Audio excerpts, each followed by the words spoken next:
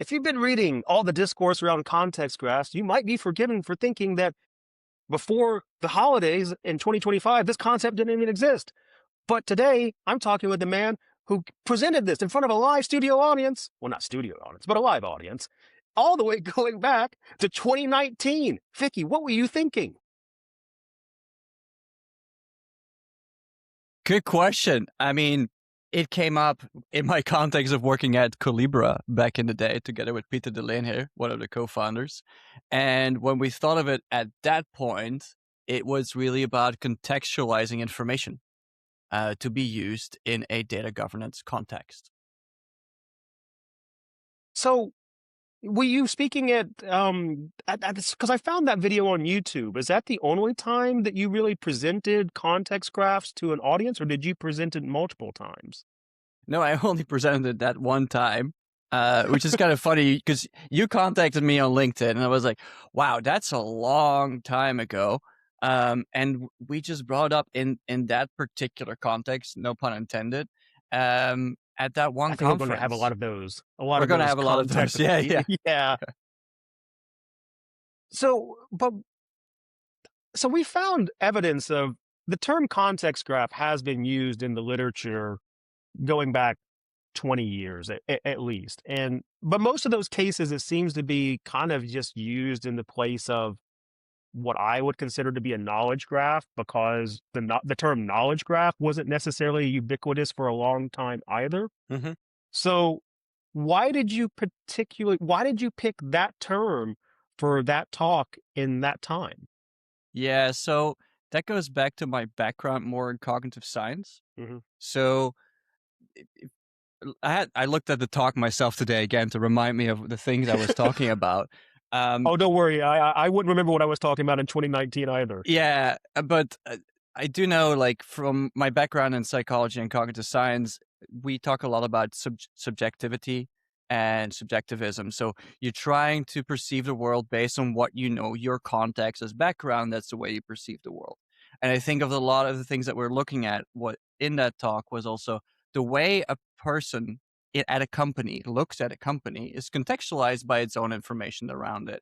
In the same way, you could say that the way a company looks at the world is also very much contextualized with the things it knows. So in a graph context, it's however many degrees you want to go away from the central node, that creates the context around that one central node. So it gives that information, and you can do it statically, right? You just have a graph statically, or you go through time, like we do as humans. We learn through time. Every moment, every millisecond, we get a new perception that updates our priors, as they would say in Bayesian probability theory, but which updates how we perceive the world the next second again. And that's that contextualization that I talked about there. So it was on that viewpoint of perceiving the world that I was like, well, how does an employee perceive its company? How does a company perceive the world? And that's how these contextualizations came about. And that's where the word came from, because it's context. It's literally what it is. Not from because at that point we didn't have the concept of these LLMs yet, where you create a context window and all of that stuff. That didn't exist yet. I mean, that's a good point. So at that point, what kind of models were you working with? So NLP models would have been around at that time, and then I guess, had Google released BERT yet? I think so, yeah. So were you actually working with any of those at the time, or more like traditional NLP techniques? It was BERT for embeddings and stuff like that. But I think one of the things I wanted to put forward at talk, it's been popular now, is maybe going back, like I did my lots of my research in the time before for that company when I was doing my PhD. It was really in a time when deep learning came up. So I really started doing my PhD during AlexNet and all of that stuff coming up.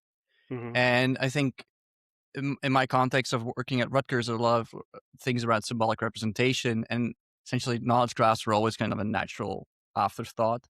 And in that talk, I was also talking about how to bring these two worlds together, right? And I think that we never got to that point. But that's also what we're talking about today, right? A lot of these things are like, how do you combine graphs with doing LLMs? But back in the day, it was, how do we combine graphs with a deep learning network?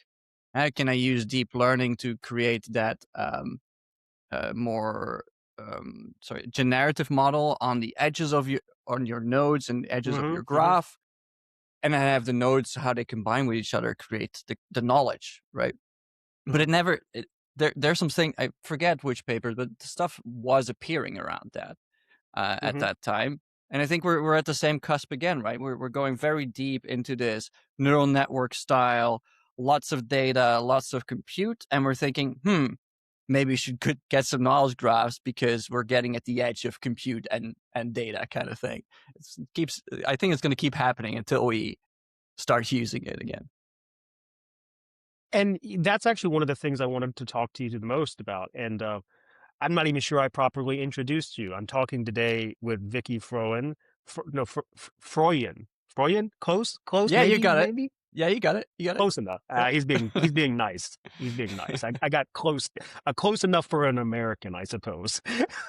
And again, so my journey on this has been, we've been a little stunned.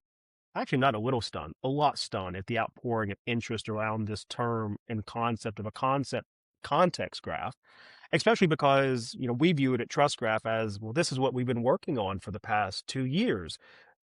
We haven't changed. Why now are people interested in this? And then I saw, well, we also take the perspective of that this is very much not new thinking. The co-creator of TrustGraph, Mark Adams, has been working with this technology and these ideas and is a student of information theory and semantic networks. And these papers go back to the 60s and even earlier. And so and I know that you bring a different background and a different approach to this altogether you bring a very human approach to this technology, if I remember correct. Yeah. Yeah. I mean, you say I bring it, I bring it, but it's interesting because if you go back in history, Mm-hmm. the idea of AI and cognitive science and psychology used to be very close together, right? Like, Mm-hmm. I think first perceptron, what's that? The idea around it in 1940s, 1950s, and we're still kind of basing our deep learning net models on that, which is super interesting. But it was a proxy model of how neurons interacted with each other, how it combined neural activity together to then spike and send a signal out.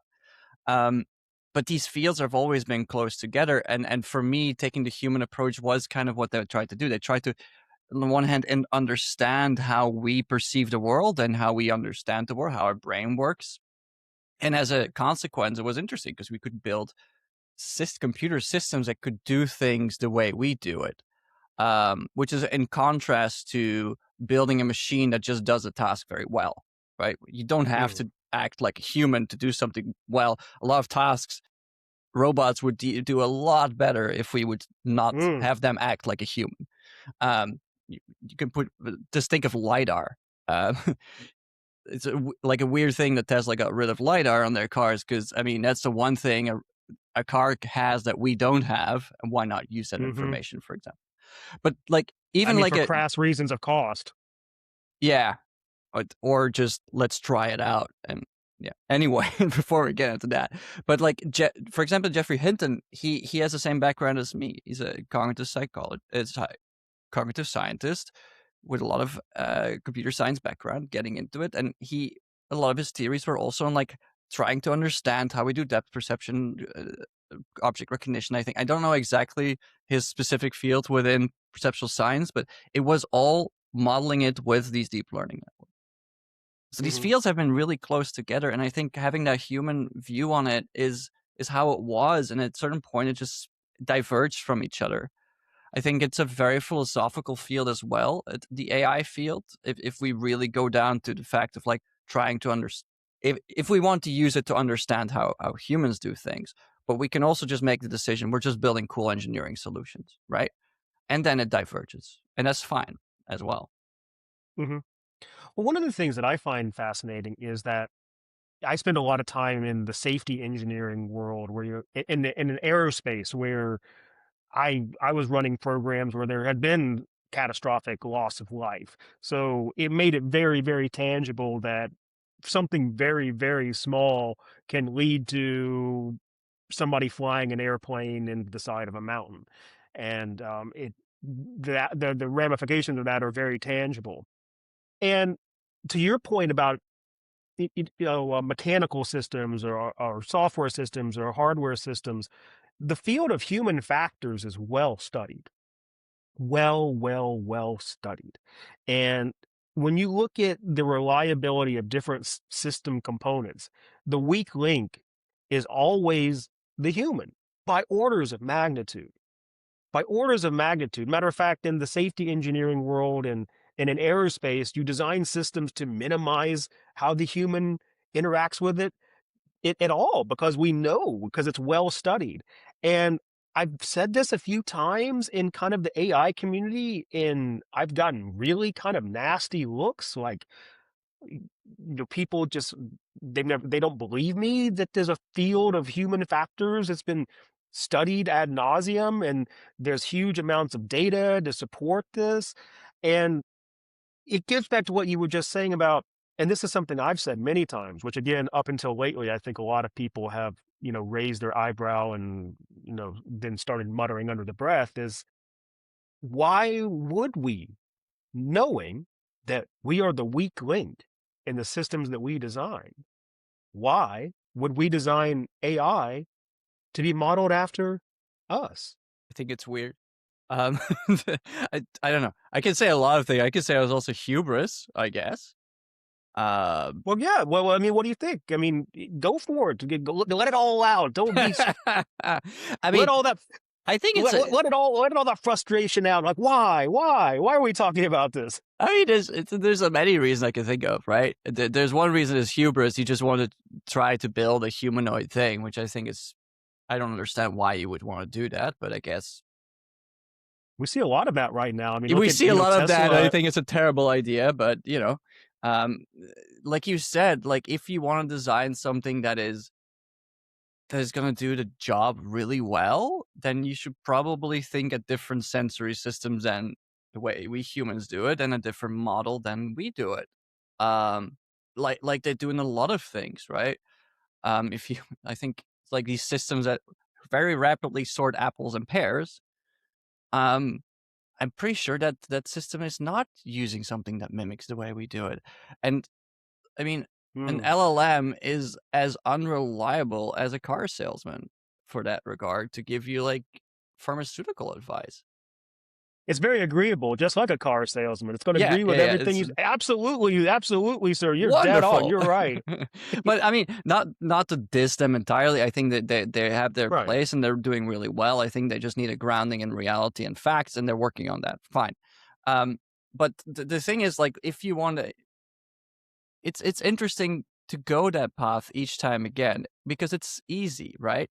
We know our system works and we know we're good at these things, so let's mimic how we do it. Makes perfect sense to me. But it's not always going to give you the best engineering solution. Mm-hmm. One of the things that I found interesting is you touched a little bit on this, is I really wasn't as aware until recently, kind of that divide between the deep learning, neural network approach, and then I guess what's known as the neuro-symbolic Yeah, approach. yeah, Can you kind of get a little bit into the progression of those two yeah, trains of thought, and where we kind of where we maybe we were, where we gone, and where we are today? yeah. So preamble here. Knowledge that's been in my brain and it's been there for a long time, and so I might be wrong in some cases. But here's the general gist of the story. And that's how you know. And that's how you know Vicky's real and not an LLM, because he just said he might be wrong. As I remember the story. So I think it must be end of 80s, begin 90s or something. You really see a divergence between symbolic representation camps and what at that point was called, I think, parallel distributed processing, which is pretty much a neural network, right? And in that camp, parallel distributed processing, you have Hinton, LeCun, those people. With Hinton more because he's also on that more cognitive science point of view in part. And then you have the symbolic reasoning or symbolic representation people, which are like I think it's Jeffrey Fodor who was at Rutgers. So that's where I studied. So I'm kind of part of that bastion of people who keep thinking in like representations and symbols and how they interact with each other. And those two fields kind of diverged. They had some fights in literature. It's always fun to see those. If you check some academic, like I think they both had their own journals going ham at each other. I don't know exactly, but I'm pretty sure there was kind of a rivalry because I was at a talk, it must be 2015 of Hinton, where he really brought up that this with because all deep learning stuff was going well and it was proving to really work, the thing he worked on so hard, and I'm happy for him, but kind of saying like, look, I won towards the other party, all in good taste though. But so there they kind of diverged, and at that time in the 90s, because deep learning wasn't, or neural networks at that point weren't really giving the results that people thought they would. So it felt like symbolic representation kind of won. And then in the 2015s, it felt like the other side won. And it always felt weird to have camps, right? I think at this point, if we're talking about how do we combine knowledge graphs with LLMs or deep learning, whatever you want to do, like something that easily computes or learns from the data, categories, classes, name it, text generation, doesn't essentially matter, and combine it with a knowledge base that kind of connects these symbols together, I think that is where we have to go. There is no reason to camp these two against each other, as if they're two opposing philosophical ways of thinking about the world or about the human, or about the human mind, because essentially it doesn't matter. You're trying to figure out a good engineering solution here. So why not combine two very strong systems together?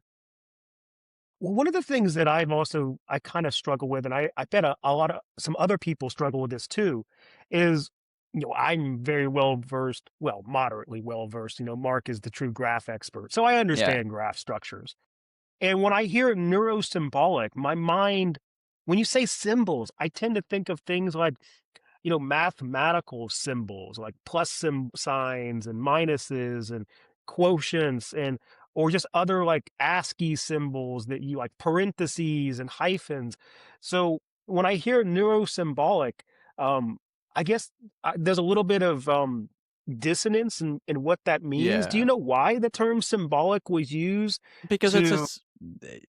yeah, I mean, that's a good question. I actually don't know. So my view on this, well, I'll bring one that comes from where I ended up, and I ended up in Bayesian probability theory. So you try to Mhm, represent the world by a set of variables, and these mhm. variables symbolize the world. You can say it that way. That's even like not that well said. It's more like there's a condition. It's very hard not to go technical when I'm talking Bayesian stuff. So Well, go for it. there is essentially a probability function, like a conditional or likelihood function, that says, given a certain variable, what would the world look like? Right? It's Hmm. something here, and you can. That's where Bayesian theory, Bayesian probability sometimes gets a bit weird, because it essentially assumes that your brain is generating the world.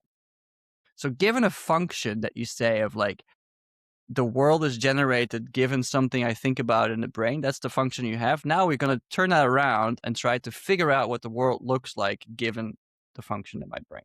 So it kind of turns it around, and it's an annoying thing to wrap your head around.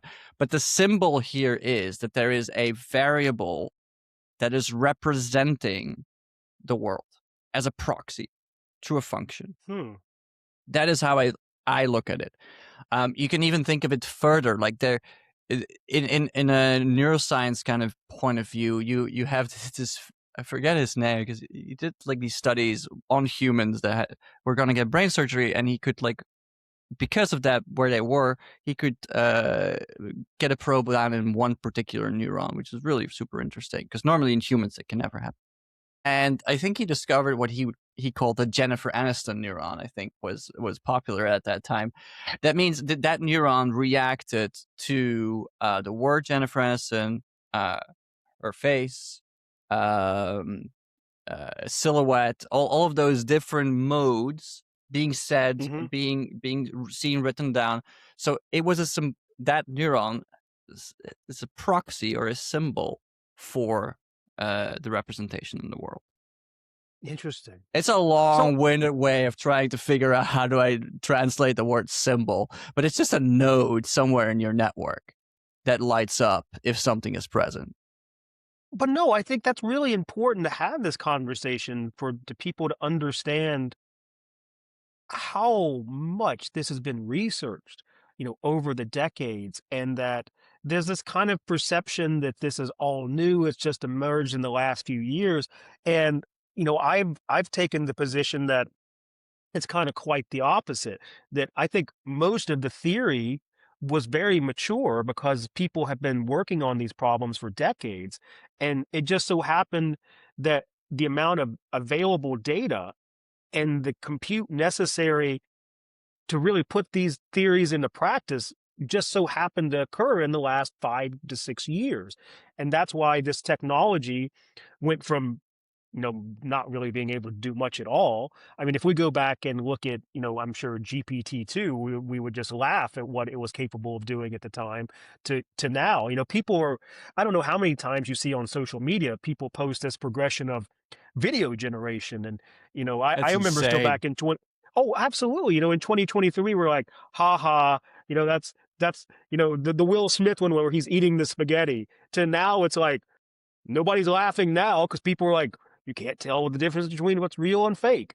Which you mentioned some people like Jeffrey Hinton and Jan LeCun, and symbolic representations of how we perceive the world, and that's another term I've seen a lot lately, which I struggle with, in this idea of a world model. I I've never seen a definition of what this perception of a world model is that is tangible to me. So, do you have a way of thinking about? So, So I guess like to the researchers, to somebody like a Yan LeCun, I bet he has a very mathematical like vision of what he means when he says that. But to somebody like myself, like how do I think about that? it's really interesting because I don't know what he means by the world model. Because So I'm not the only one that's confused. yeah, so I would have to figure out what he exactly means. But for me, a world model is your personal prior on how you perceive the world. That is your world model. But that Okay. might be a totally different way of looking at it than Jan is looking at it. Jan LeCun is looking at it. I don't know what So he again, so means you're with thinking world about it model. more. So you're thinking more along the lines of there's some sort of equation that Yeah, represents the world, and you yes, have a set of variables that are unique to you, and trying yeah, to figure out what those variables are. Okay. yeah, something like that. Yeah, yeah. I mean, like for me, the way this is just my philosophy, and because it came out of the research I did, it's like you and I are both looking at the world, but we Hmm. both have different experiences. So Hmm. there is essentially no way of us knowing that we're looking at the same thing because both our perceptions are kind of decided even by our previous experiences, right? So but we have enough in common that we can have a conversation, right? There's enough overlap in how we see the world that we can actually talk to each other and kind of understand at least like the words we're talking about. This world view thing, world representation. Clearly, we don't have an overlap with Jan LeCun because we don't know what he means, right? Mm. Um, so we all have subjective views of the world. Yeah, I often think like something as simple as I don't know that I perceive the color, like I'm wearing a purple shirt right now. Like I don't know that the way I perceive this is the same way you perceive it. Maybe it Yeah. looks So different to you. Maybe that's why I like a color and you don't, is because it gets translated a different way to you. Like yeah. how would we So know how? I think I'll tell you like a nice anecdotal story. Hmm. This came in it's from Don Hoffman's paper on interface theory to perception. He's like 2 degrees above me from that's my one of my advisors professors, and so he's also very much a subjectivist. And the story goes is about dung beetles in Australia. And at a certain point, Okay. researchers noticed that these dung beetles were going extinct. They didn't understand why until they started noticing male dung beetles on beer bottles next to the highway. people were tossing out beer bottles out of their cars, and these male dung beetles thought that these beer bottles were female dung beetles because they're used to be attracted to females that have a very shiny kind of wingspan on the back. So they were going extinct because that's how they perceive the world. They have a totally different perception of the world. Hmm. Because of that, we don't even know what the world around us looks like. If you extrapolate the dung beetle to us, we only think we know what the world looks like because we think we're so superior to everything else on this planet that we must be like the most evolved thing that perceives veridically exactly what is out there. But there is nothing that can tell us that that is true. But that's my very passionate view on this, right? So, Well, no, I love to have this discussion. I find, this is kind of the discourse I really think is lacking a lot in the talk. So people are so focused on what can I do with agents and AI, and nobody's taking a step back to even ask ourselves what does this technology that we've developed represent, and one of the yeah. things that well, and this is a point, and I know that this is a point you've made to me earlier too. This is language, and language in my mind is an exchange method. You know, it's basically we created human language to exchange information. So it's not perfect. It's like JSON or ontologies. These are just ways that we package information to hand off to someone else.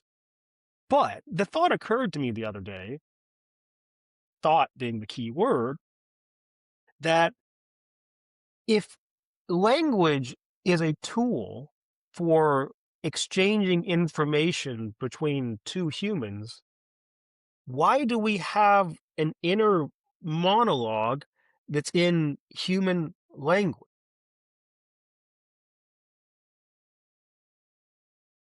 Some people don't, by the way. And on that note, oh, really? Yes, which was shocking to me when I found out. I think I didn't it's know that. maybe 20% of people. I don't know. Someone will know the actual number, but there's people who don't have an internal monologue. So they just not at all. Nothing. I don't know how they think, but they have no internal monologue as we would have it, right? They probably think more in shapes, in symbols, or in imagery, a different way. Oh, it's fascinating. Let's see. I already see. This is already good stuff. Go. Yeah, so I talk to myself all the time in my head, but Yeah, so do I. Which language do you speak? Is it your inner oh, monologue? it turned to English because I lived too long in the US and it ruined my Dutch inner monologue. So it's just English now. Well, so did you? Well, okay. So that's a fascinating topic in of itself. Did that happen? Well, no. Was it gradual, or all of a sudden did it just like flip? I have no idea. I think it happened because I was doing research, right? It is, Hmm. and I had no Belgian or Dutch speaking friends to speak Hmm. of when I went to grad school in the US. So everything was English around me. Everything I read was English. Every communication form was English. I remember when I came back to Belgium, like after 7 years, that it was really hard to talk Dutch properly.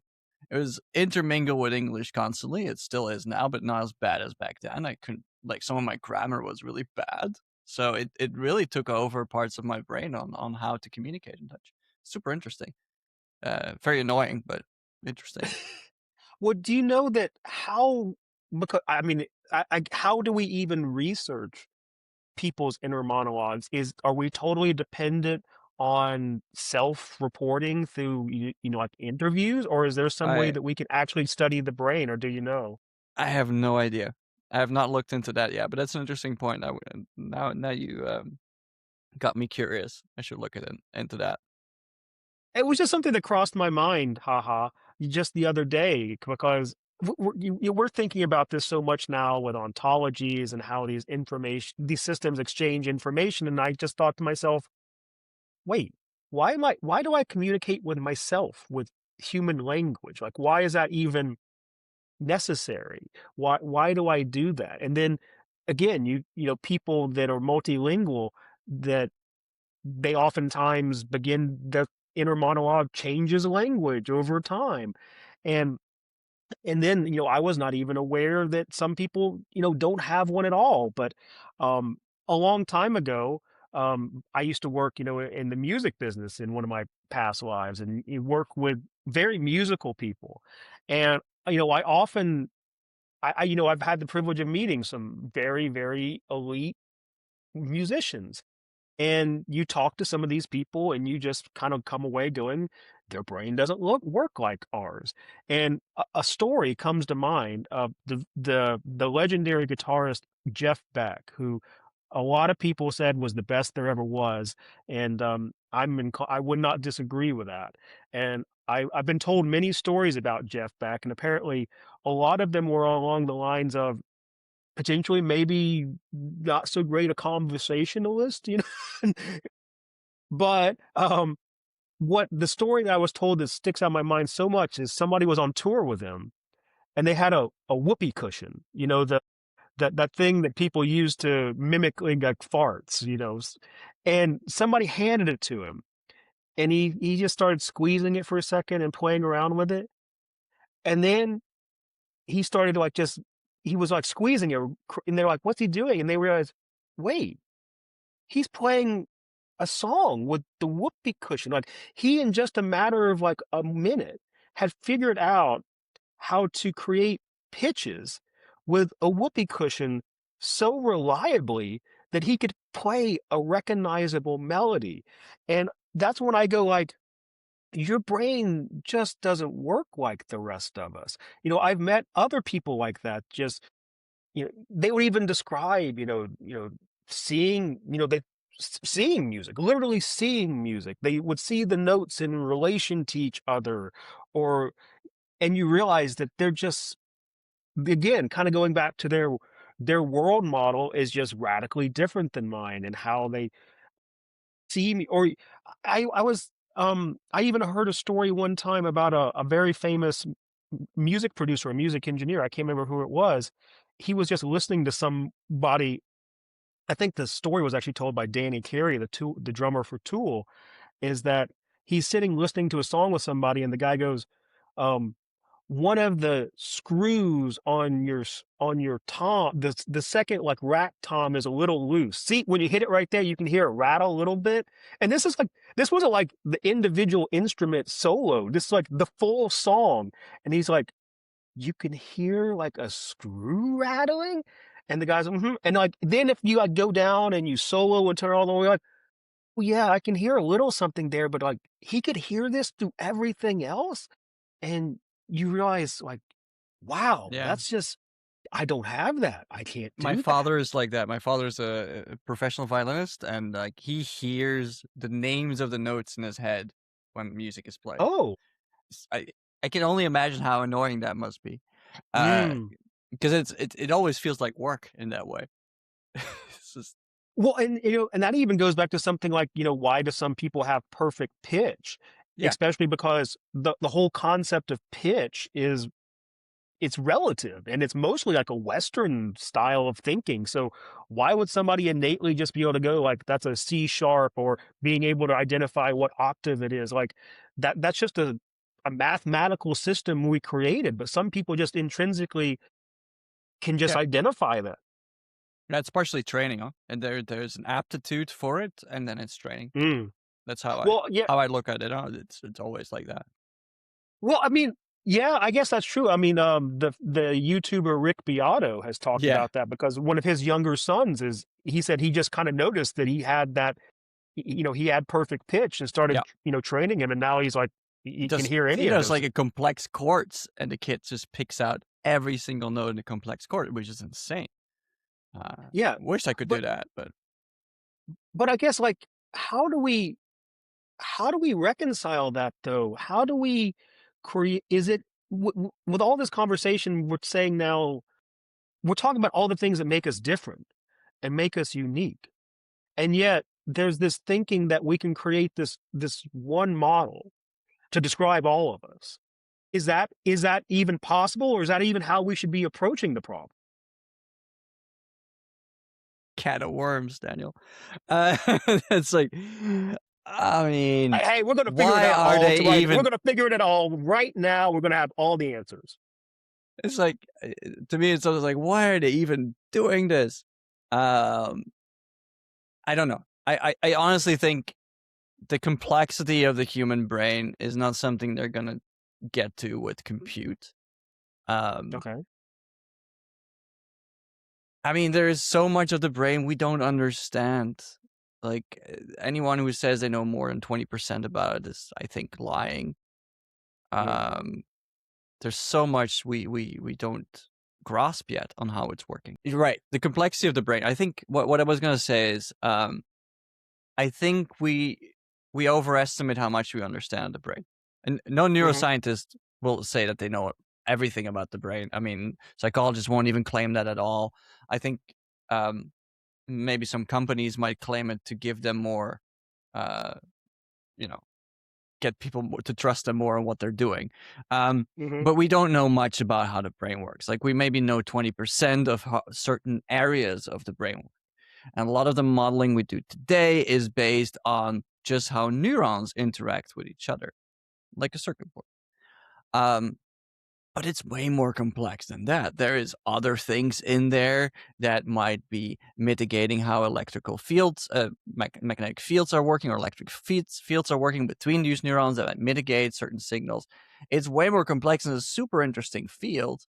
Um, and so to me, there you're not going to necessarily get to no, I'm not going to use the word we're not going to talk about consciousness, let's say that. Let's not do that.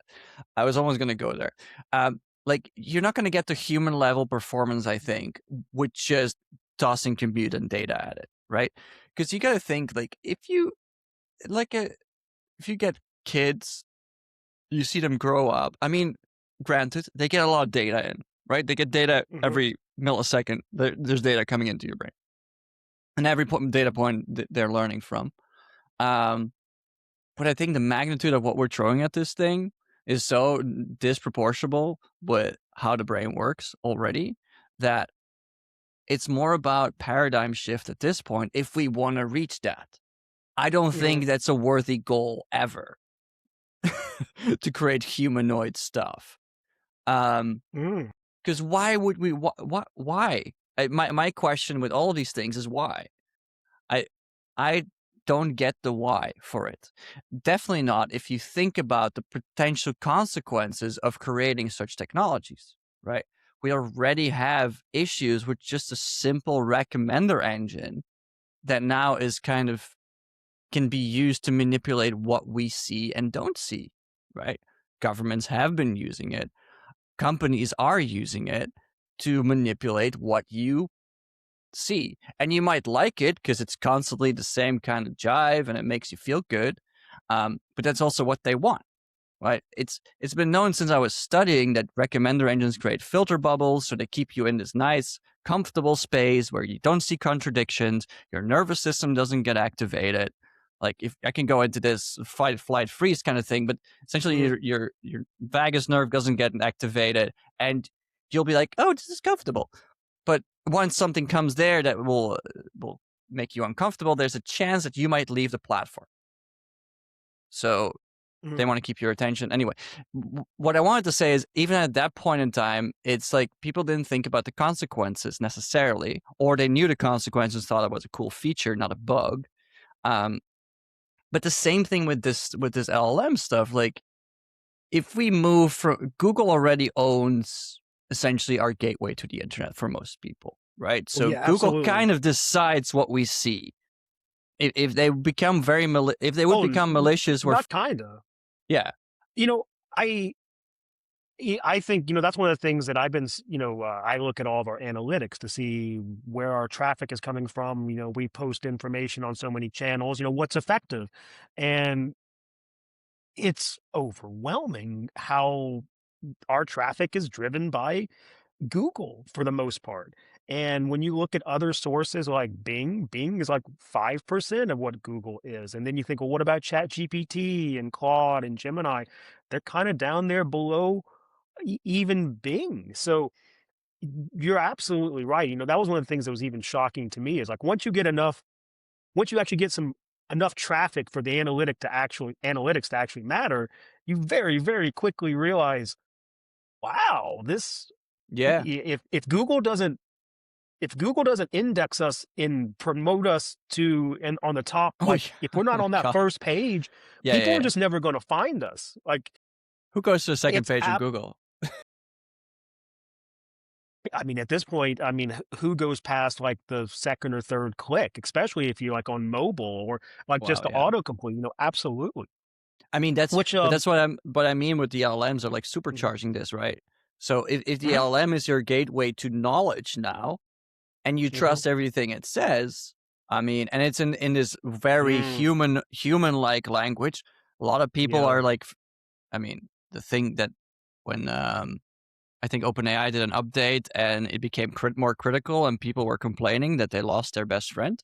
I mean, not dissing on those people, but like this is not a healthy environment to create, right? If people are, we already are in a post-COVID period where people have been socially distancing and they have actually that inadequate social contact that they had, and now we're creating this mhm. virtual thing where they can then disappear. I mean, the psychological disorders in the coming years are, I don't want to know about them.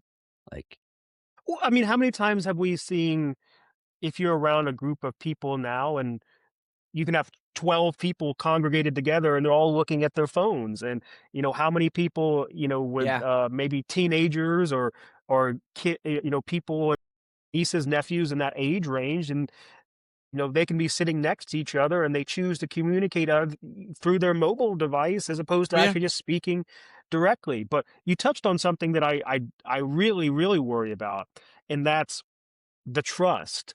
And we could speak for hours just on what is trust, but so many people now, because an AI responds confidently, yeah, they go, well, it must be true.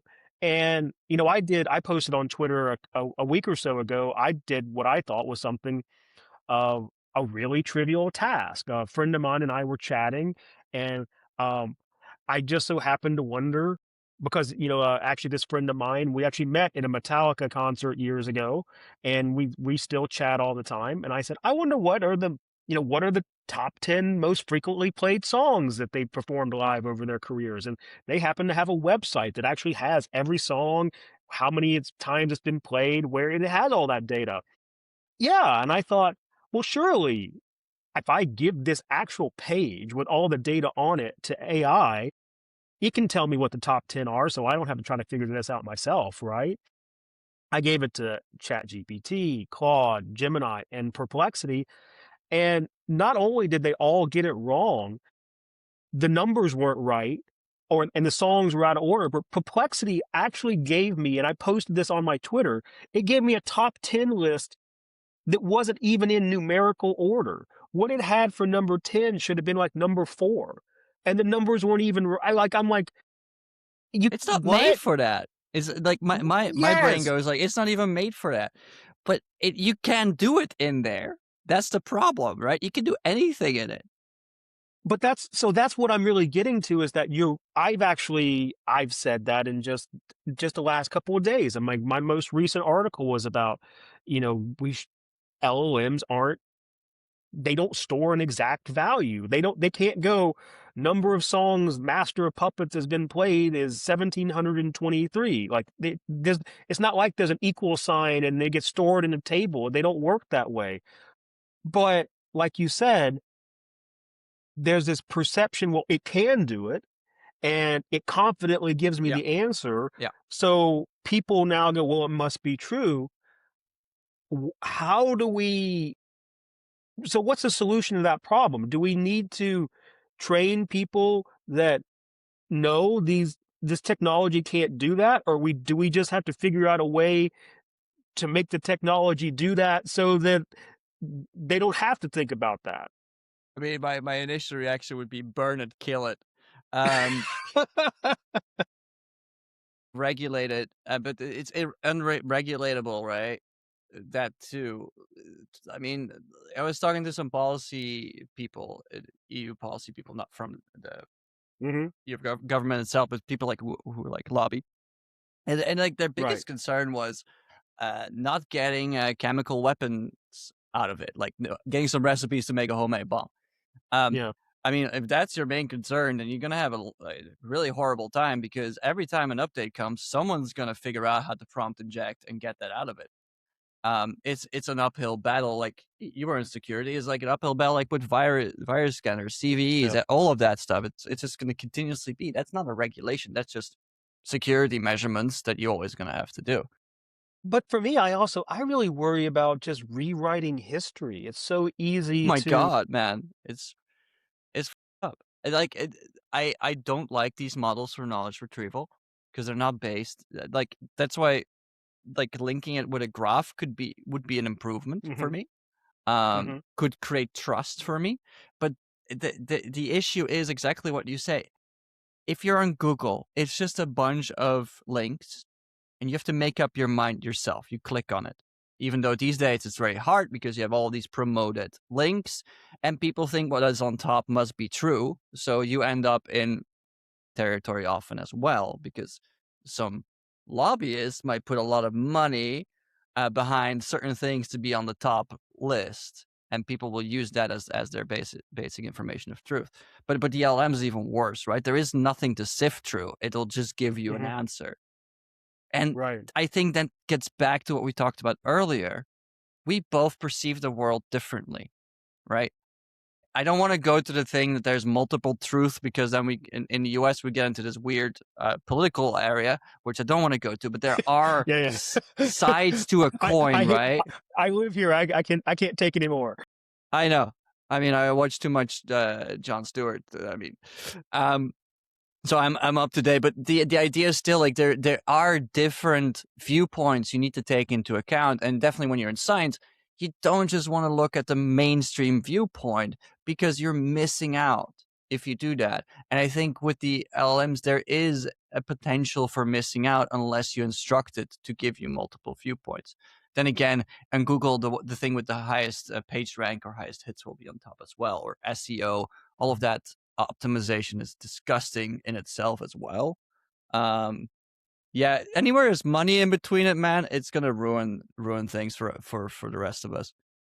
Well, and one of the things that I found with Google SEO is, and maybe there's some people that don't disagree with me, but this just has been what I found, is that because we were pretty quick to jump into the context graph Yeah, discourse, we've had some stickiness because we kind yeah, of had some of nice. the first content.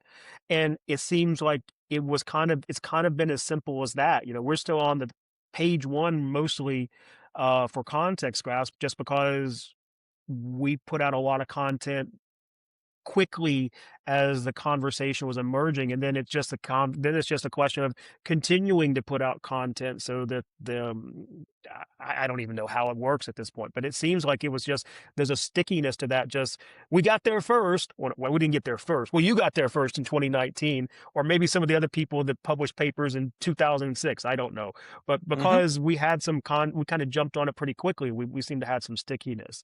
But there is one question I think I want to end with this one.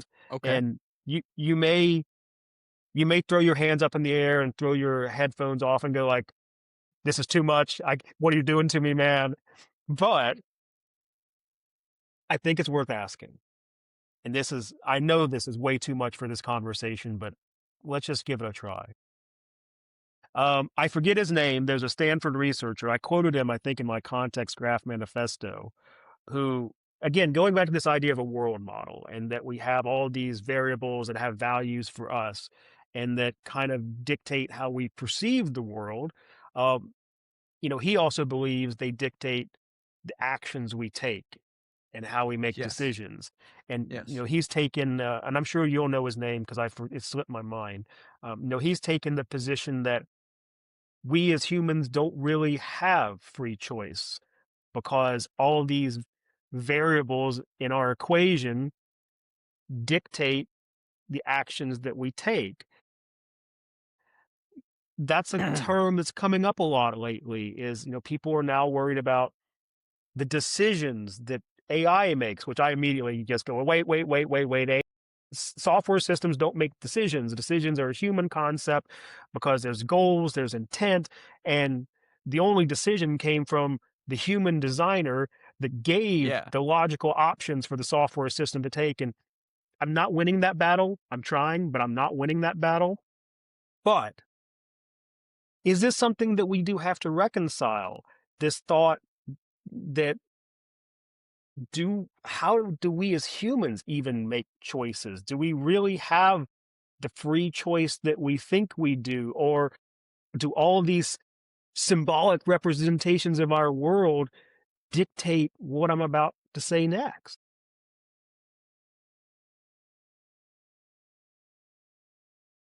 You aren't kidding. Um, Well, I did say that you did have the choice of just throwing off your headphones and storming off. That was an option. I've been thinking about it. Oh God, free will. I actually, it's interesting because I have no opinion on it strongly, and indeed, from the way if you take my philosophy of looking at the world, and it's all like priors and decisions are decided by your previous experience and what you perceive today, it kind of feels like there is no free will. That being said, people lie. Okay. And I wonder sometimes if if maybe lying is a good way of seeing that there's free will, because there is a way of perceiving the world in a subjective way, right? That is Right. different. Sure. That Yeah. might be different than you and I, and then expressing it truthfully. But there's also a way that you perceive the world differently to each other, and I will lie to you that I see it, perceive it exactly the same way. Or That's the a other good. way Yeah, that's right. around. I Did could I say. lie to you that I perceive it differently to get now we can go political again, but a lot of the like in politics, I think that is an actual thing that happens is that we might all perceive exactly what the problem is, but I will lie to you to get what I want. Sure. And Like, what, I mean, if we were standing outside right now, you could say the sky is blue, and I could say the sky is green, even though my world model would be very much saying that that's not true. yeah.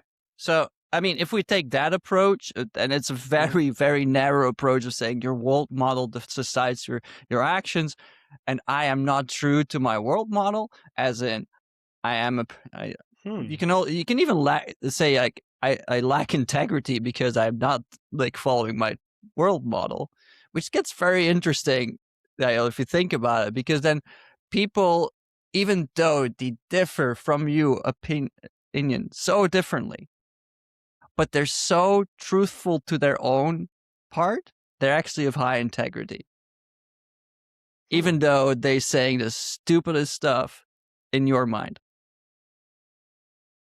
I just made this up right here. So, uh, because Well, but again, you prompted me, and I'm like, okay, I think I can do something with this. This is as far as I can get with the free will, given like the preambles I've given throughout this conversation. but I think that's such a fascinating way of approaching the problem. In that you're right, like lying is kind of just like it's just an exception. Like, wait, the world model says everything is this way, but I can use language to try to tell you otherwise and try to convince Yeah, and persuade you. And yeah, like what does that mean? Like but it's a narrow what view, Daniel. So it's a very narrow view because you could also say my world model is actually bigger, and I need to lie to fulfill my world model. Right? So you can expand it Hmm, also that to get certain things that I need to survive, and now we can go evolutionary, but I need sure, certain things to sure. survive, so I will go against my perceptual model and lie, and then it's still rational. Like you can keep flipping this around to make it fit if you want to, but it's just an example. But sorry to interrupt you, man. No, but I think that, and I guess this is for me to kind of bring this full circle is, we started talking about how we design, systems. And again, you know, we're, I think we've established that, humans can violate our own world models by lying. And why, if we want to develop a technology that can do things that we can't do, well, we wouldn't want it to be able to exhibit that behavior. So we wouldn't want a system to be able to violate its world model. But yet here we are It has no training these. world model. Okay, that's another way of looking at it. I mean, that's That's my another way view of. on it. It has no world model. Okay. Oh, so I guess what you're saying is the world model is coming from the humans that have designed the system.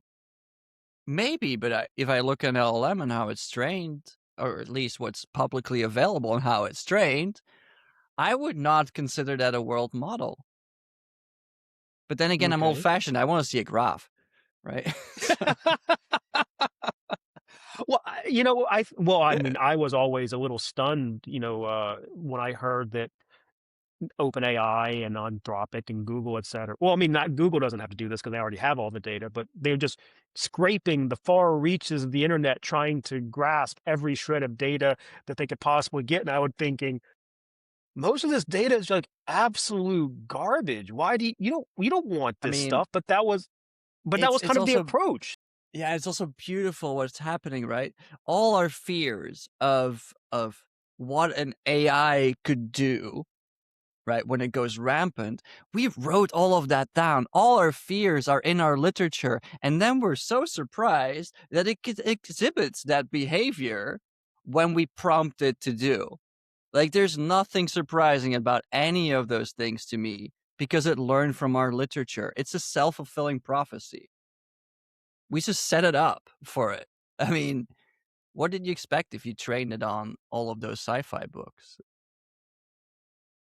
Or just like transcript or just the script of Terminator 1, 2, and you can keep I mean, sorry, but like for me it's like being surprised by that behavior for me is just like what did you expect? Is exactly what I expect from how you train that system. If you didn't want that, then don't put that literature in there. I'd love to get your final thought for us to end with on Okay. this. Yeah. With all of that we've been talking about, Mhm. aside from, and I'm not going to let you off and say, yes, I'd burn it all. So that's not an option. You don't get to say burn it all.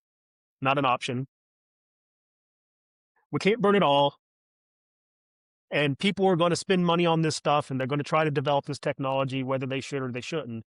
But in a way that doesn't destroy our civilization, what should we be doing? How should we be approaching these problems? Okay. I'm a European, so I might tend to say nationalize it Okay. and So get what does that out that of mean, private though? hands. Get it out of private hands. It's a common good.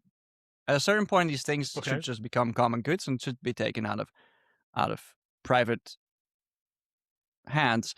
That's how I would look at it. Definitely, if it has that destructive power, right? There is no company that has an atom bomb. I hope. I guess it's not something Elon is working on. But like, it's not. Yeah, who knows with this guy?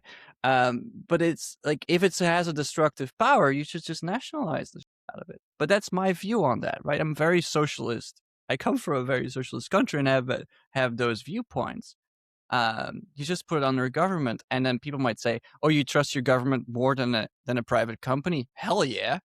I mean, my government gives me healthcare. I can say that at least. I mean, healthcare, like Social Security, all of that stuff. Like, I might not agree with my current government on what they're doing and stuff like that, but I still know that there is something there that I would trust more than a private enterprise. Always. And that What's even with the risk, huh? There is risk, huh? Always. Yeah. What's interesting is I think, right now with everything that's happening in the US, I don't know where the US population falls on, do they do they trust the government more than private corporations? That may have flip-flopped at this point with everything that's I think going your on in the government US is a right now. private corporation right now. Well, that's well, I was actually just about to Sorry. use the example of, well, hey, it's something that we have to reckon with. Um, you know, uh, One of the things that I think a lot of Californians, like myself, are very perplexed by is our energy utility. PG&E Yeah, is a it's for-profit not company, okay.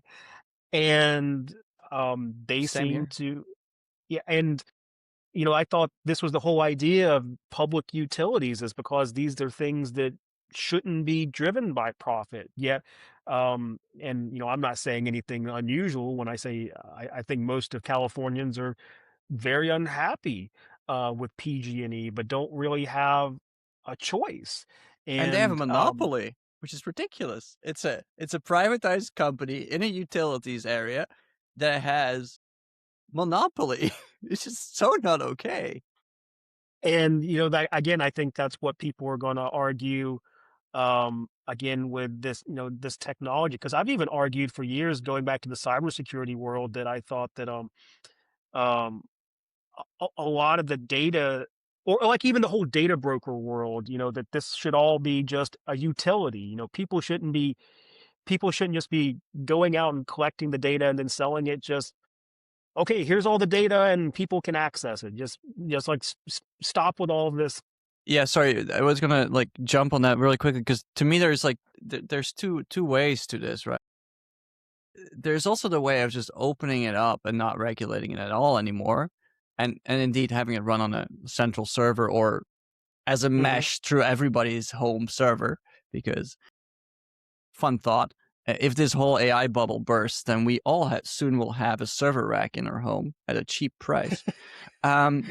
But like there is something there also to just not regulate at all anymore, right? So Mm. it goes both ways, man. It's a rough one because it's unregulatable, just from a point of view of, like I said earlier, like you have with CVEs and security problems. Um, but like I believe like the dangers of monopolizing knowledge is really bad. I mean, the internet, like we knew it when we were young, is not there anymore. Um, No, that's true. That's a good point. I remember the I early mean, days of. I remember, I used to use Dogpile because there were so many different God, search engines. yeah. Yeah, remember that? It's so funny. I've actually met people in Silicon Valley that think that Google was the first search engine. And I go, Google wasn't the first. They were basically the last, because they killed the 40 and 50 search engines that came before it, I mean, the because others were they were, first search engines. So, well, but to your point, that's the reason why I use Dogpile, is because it would like aggregate all of them together, and yes. it was shocking how different the different things that they found. It showed the huge diversity of the internet, that you can search for one term and you can find hugely different results. And now that's not really the I mean, case anymore. it's all centralized, right? If you think about things like Facebook, Instagram, all of that stuff, it centralizes data, it centralizes experience. It it makes a monotony out of the human experience in that way, right? It doesn't matter in what country you are. Everybody kind of creates their Instagram thing to optimize against the algorithm, and that's how we show ourselves to the world. Like at least these influencers. Um, hell of opinions about that as well. Not short of short of opinions about that, because I mean, but they just make use of the system, right? Um, I don't know, man. It's weird where it's going to for me. I am on no social media. I have zero interest in it. The most I do is be on Reddit, and even there, I'm just a lurker. Mhm. Um, even LinkedIn these days for me is a cesspool of just like, what is all of this, man? It's like Well, I mean, it's a did you? Well, maybe you didn't see the meme, but there was because you're not a social media fan, but there was this great meme going around of, it showed like a dog, and it showed it said below it like, "Today I barked at the neighbor," and then it showed like what he would say on LinkedIn. It was this four yeah, yeah, paragraphs yeah. of him saying, uh, And like that's what it like taught me about marketing. Mostly those. yeah. Um, I mean, all of those guys talking about their wedding or how they propose to their wife, and then they go into like how I run a 50 people startup from 0 to 2 million revenue or whatever.